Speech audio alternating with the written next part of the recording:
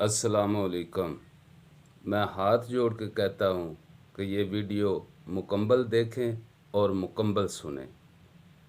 فرماتے ہیں کہ میں مزدور لینے گیا، بغداد کے چوک میں مزدور بیٹھے ہوتے تھے، تو میری ان مزدوروں میں سے ایک نوجوان بچے پہ نظر پڑی۔ بڑا کمزور سا وجود تھا لیکن چہرے پر عبادت کا نشان تھا، ماتھا بتاتا تھا کہ نماز کا بڑا خیال رکھتا ہے۔ میں اس کے قریب گیا، چہرے بھی بڑا کچھ بتاتے ہیں نا، چہروں میں بھی بڑی رانائی ہوتی ہے۔ فرماتے ہیں میں قریب گیا، میں نے اس کو کہا بیٹے مزدوری کرو گے؟ تو کہنے لگا مزدوروں میں بیٹھا ہوں تو حضور مزدوری کے لیے ہی تو بیٹھا ہوں۔ تو میں نے کہا کہ چلو پھر۔ کہنے لگا نہیں میری کچھ شرطیں۔ میں نے کہا بتاؤ؟ کہنے لگا پہلی شرط یہ ہے کہ لوگ 4 دینار دیہاڑی لیتے ہیں، میں 3 دینار لوں گا۔ میں نے کہا یار بے تو بڑی بہترین ہے، باقی بھی اس طرح کی رکھ لے۔ اس نے کہا حضور دوسری شرط یہ ہے کہ میں آپ کی مکمل بات مانوں گا لیکن جب اذان ہو جائے گی پھر آپ کی نہیں سنوں گا۔ تیسری بات اس نے یہ کی کہ حضور میں آپ کے گھر میں کام کروں گا پر آپ کے کسی سوال کا جواب نہیں دوں گا۔ کہتے میں نے کہا یار تو بڑا عجیب ہے، شرطیں تو مالکوں کی ہوتی ہیں۔ کہنے لگا جی بہرحال میں شرطیں لگا کے جاتا ہوں۔ فرماتے ہیں میں اسے گھر لے آیا، کام میں نے اس کو بتایا تو جو کام مزدور سارے دن میں کرتا ہے نا اس نے 2 گھنٹے میں کر دیا۔ ہمارے مزدور سگریٹ پینے میں بھی تو آدھا گھنٹہ لگاتے ہیں، وہ چائے پینے جائیں تو پونا گھنٹہ وہاں۔ ان کو بھی تو دیانتداری کرنی چاہیے کہ نہیں کرنی چاہیے؟ نے معاہدہ کیا ہے نا جی تو پورا اترنا چاہیے نا۔ کہتے 2 گھنٹے میں۔ اب کام جب بندہ شروع کراتا ہے تو کام اور نکل آتا ہے۔ کہتے کام میں نے اس کو اور بتا دیا، وہ کرنے لگا۔ اس نے مٹی نکال کے رکھی تھی باہر رستے میں، تو اذان ہو گئی زور کی، اس نے وہیں کدال چھوڑی کہی اور چلنے لگا۔ تو میرا بیٹا کہنے لگا اس کو ذرا برابر کر دو۔ کہنے لگا چپ کر جا، تیرے باپ سے بات ہوئی تھی، جب اذان ہوتی ہے تو میں کسی اور کی نہیں سنتا، صرف اللہ رسول کی سنتا ہوں۔ کہتے ہیں مسجد چلا گیا، نماز پڑھ کے آیا تو دوپہر کا وقت تھا۔ میری بیوی کہنے لگی اس کو کھانا کھا لے۔ کہتے ہیں ہم نے کہا کھانا کھا لو، تو کہنے لگا میں نے روزہ رکھا ہوا، رمضان بھی نہیں تھا، نفلی روزہ رکھا ہوا۔ فرماتے ہیں شام ہوئی، میں نے 3 دینار دیے تو میں نے کہا تیرا نام کیا ہے؟ کہنے لگا میں نے آپ سے کہا تھا میں کسی سوال کا جواب نہیں دوں گا۔ کہتے ہیں وہ چلا گیا۔ اگلے دن میں پھر لینے گیا اسے، کام کچھ اور نکل آئے تو لوگوں نے بتایا وہ صرف ہفتے والے دن آتا ہے۔ میں نے کہا کیوں؟ کہنے لگے جی وہ کہتا ہے میرا ہفتے کا خرچہ 3 دینار ہے، جب 3 دینار کما لیتا ہوں تو باقی سارا ٹائم اللہ رسول کی ذکر میں گزار دیا کرتا ہوں۔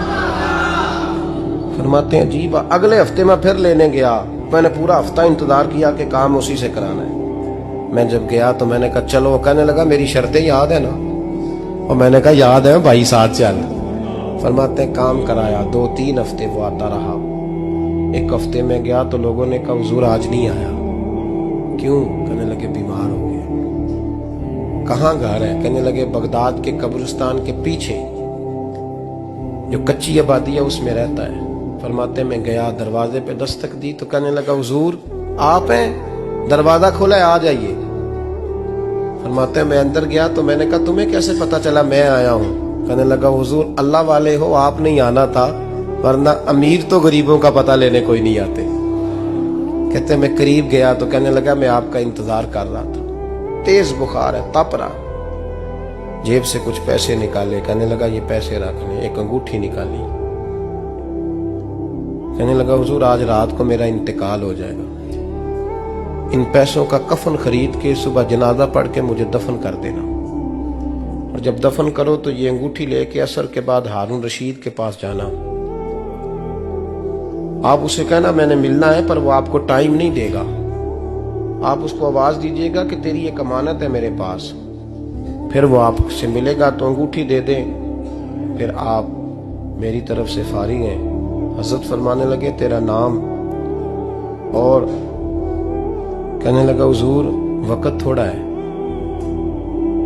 آج رات میں نے جانا ہے، بڑی لمبی معافی مانگنی ہے رب کریم سے، اگر مناسب سمجھے تو مجھے اپنے رب سے تنہائی کر دے دیں۔ فرماتے ہیں میں آ گیا پر اس کی باتوں نے مجھے ساری رات سونے نہیں دیا۔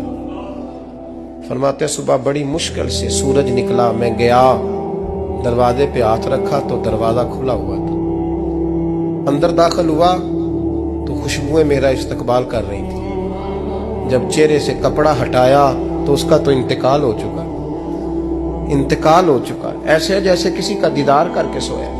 कहते मैं तो 2 आदमी ले गया था जनाजे पे, पर पता नहीं दुनिया किधर किधर से आई, कहां से। अखां जदों मीटियां जमाना मैनू रोवेगा, अपना ते अपना बेगाना मैनू रोवेगा। फरमाते हैं मैं तो 2 बंदे ले गया था, पर पता नहीं मखलूक कहां से आई। जनाजा पड़ा, दफन किया।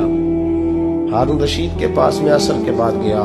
मैंने बुलाना चाहा पर बादशाह था, मेरी तरफ देखा ही नहीं। मैंने उसको कहा तेरी एक अमानत मेरे पास है। फरमाते हैं वो मुझे कोने पे ले गया। क्या बात है? कमरे में बुलाया, मैंने अंगूठी दी। हारून रशीद तो चीखे मारने लगा, कहने लगा अंगूठी वाला कहाँ है? मैंने कहा वो तो इंतकाल कर गया। कहने लगा मुझे कब्र पे ले चल। कहते मैं कब्र पे लाया तो वो लेट गया, तड़प के रोने लगा।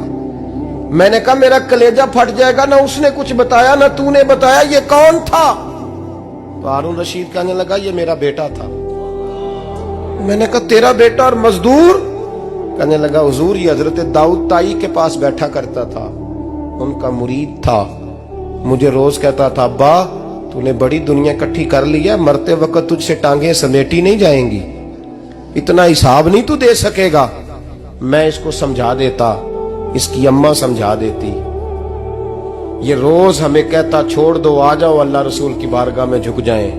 हम समझ। एक दिन ये चला गया, कहने लगा फिर तुम्हारा रास्ता और है और मेरा रास्ता और है। ये सोने की अंगूठी गलती से इसके पास रह गई, गलती से हीरे की अंगूठी चली गई। कहने लगा देखो मेरे बेटे ने आज वो भी वापस कर दी है। फिर तड़प के कहने लगा हारून रशीद था तो ये मेरा बेटा, पर मेरा मुर्शद निकला, मेरा पीर निकला। भाई जिंदगी तो बड़ी थोड़ी है ना। बाबा साहब ने कहा था उठ फरीदा सुत्या, और दाढ़ी आ गया ही पूर, अग्गा नेड़े आ गया, पिछा रह गया ही दूर। उठ फरीदा सुत्या खलकत वेखन जा, मते कोई मिल जाई बख्शिया ते तू ही बख्शिया जा।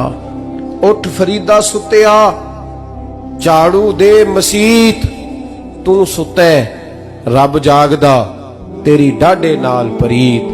मेरा रब हमें भी अपनी बारगाह में कबूल फरमा।